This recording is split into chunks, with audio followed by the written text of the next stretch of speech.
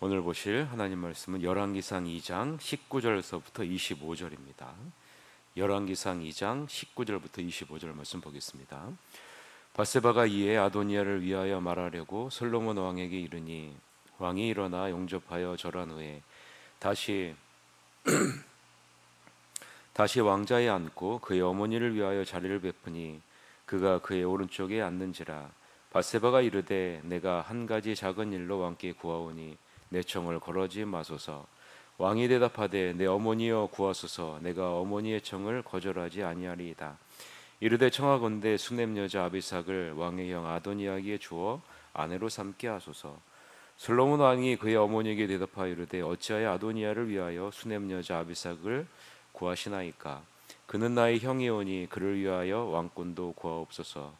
그뿐 아니라 제사장 아비아달과 스루의 아들 요압을 위해서도 구하옵소서 하고 여호와를 두고 맹세하여 이르되 아도니아가 이런 말을 하였은즉 그의 생명을 잃지 아니하면 하나님은 내게 벌 위에 벌을 내리심이 마땅하니이다.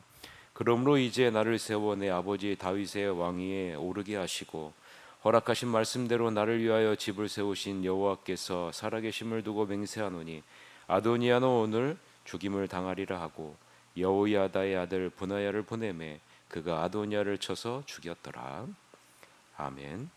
오늘은 주님이 허락하시지 않는 욕망을 내려놓기라는 제목으로 하나님 말씀을 보겠습니다. 아도니아의 간절한 청을 받은 밧세바는 솔로몬을 찾아가죠. 그리고 솔로몬 왕에게 다윗의 첩인 아비삭을 아도니아에게 주어 아내로 삼게 해달라고 요구합니다.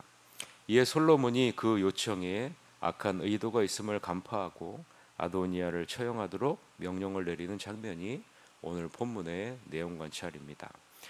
오늘 본문을 보면서 우리는 세 인물의 다른 모습을 우리가 발견하게 됩니다. 첫째는 아도니아이고 두 번째는 밧세바이고 셋째는 솔로몬의 모습입니다. 이 세 인물을 우리가 비교해 가면서 나는 어디에 더 가까울까?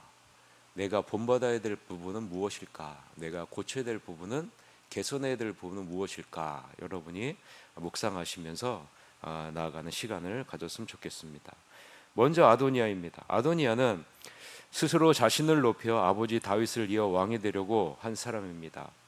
결국 하나님의 기름 부으심으로 자기 동생 솔로몬이 왕이 되자 목숨을 구걸하는 처지에 이르게 되고 솔로몬의 은혜를 입어 죽음을 면하게 되죠. 그런데 그 은혜를 잊고 여전히 왕권을 향한 욕망을 품고 살아갑니다.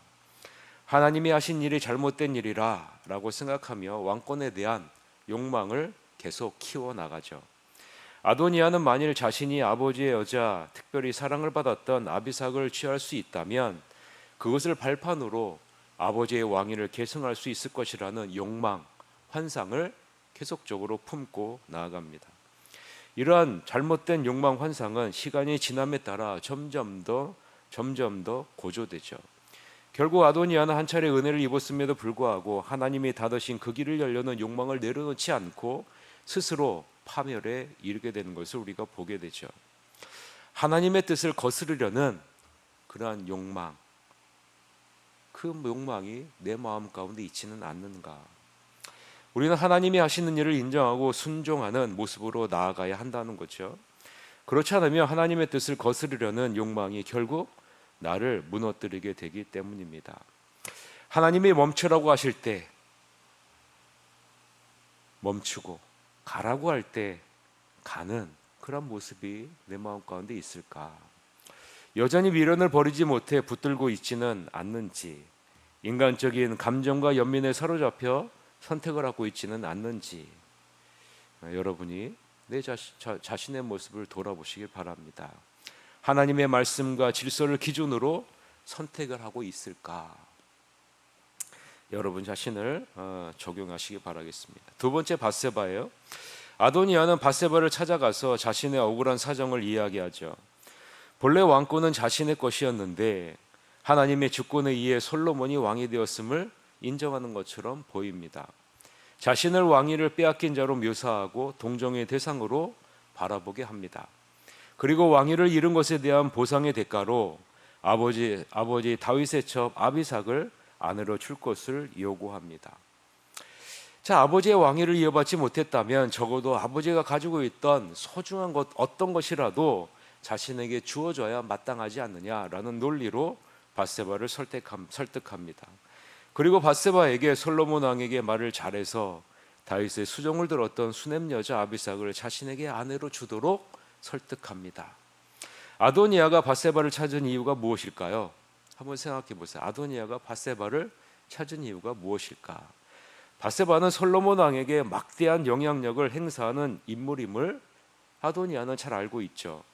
더 나아가 밧세바의 위치가 왕 대비라는 것을 잘 알고 있어요. 궁궐에 있는 모든 여자들이 그녀의 통제 아래 있다는 것을 잘 알고 있죠. 그래서 한껏 밧세바를 높여주고 있습니다.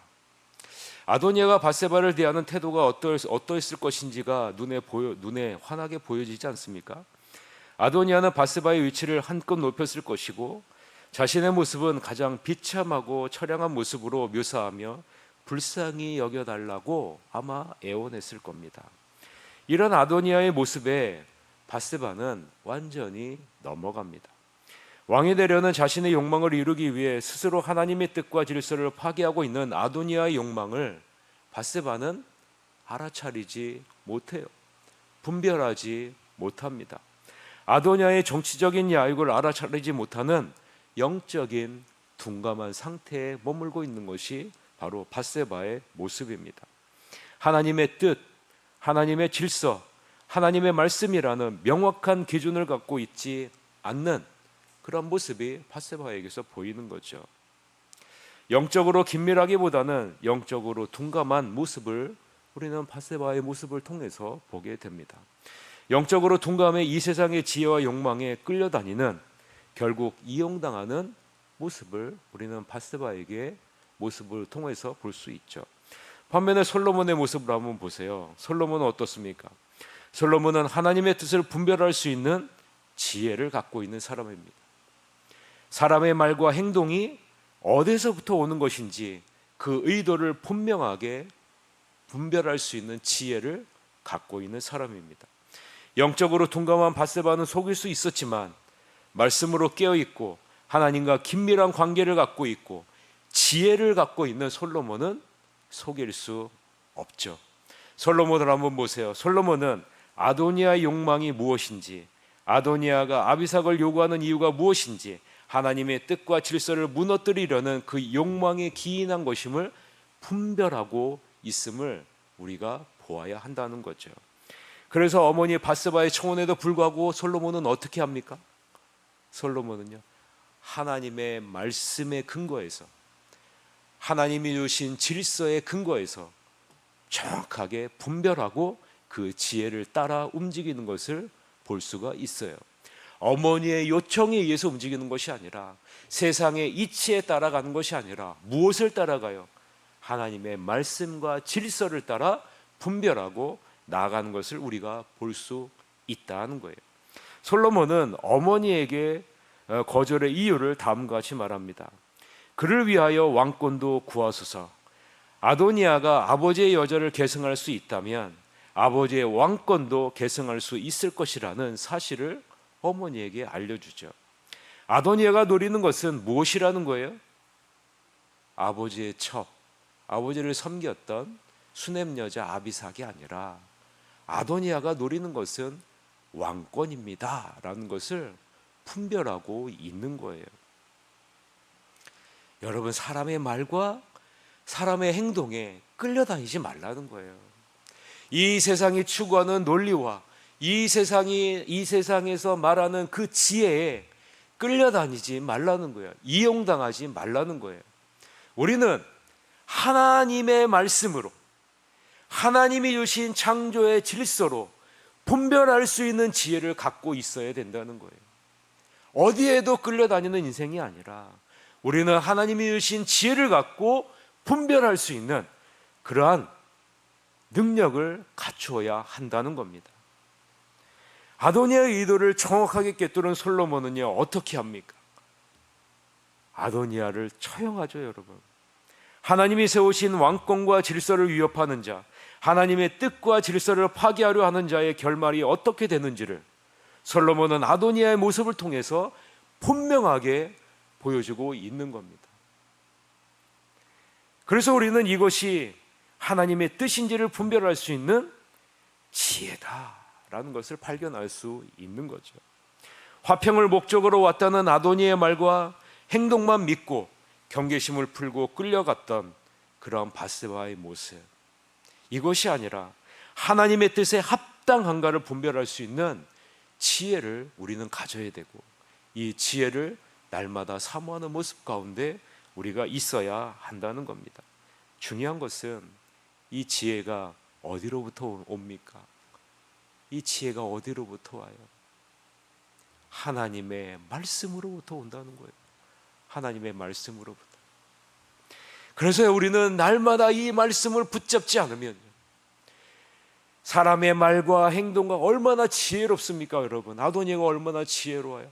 자기가 얼마나 처량하고 불행한 자인지를요, 정말로 자기를 아름답게 포장해요. 그러고 나서요, 나같이 처량한 자에게 아버지를 섬겼던 그 첩을 나에게 주어서 나를 위로하게 해주십시오. 이것이 나의 간절한 소원입니다.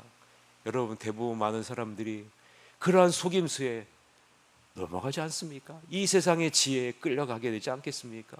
바세바와 같이 이용당하는 처지에 있지 않겠습니까? 그러나 여러분, 하나님이 주신 지혜는요, 말씀으로부터 오는 지혜는 이 세상에 아름답게 포장된 그 지혜에 끌려가지 않는다는 거예요. 명확하게 분별하는 거예요. 그 의도가 무엇인지, 그 목적이 무엇인지. 여러분, 세상이 주는 지혜의 의도와 목적이 무엇입니까? 이 세상과 같은 한 운명 공동체가 되고자 하는 것이 세상으로부터 오는 지혜 아니겠어요?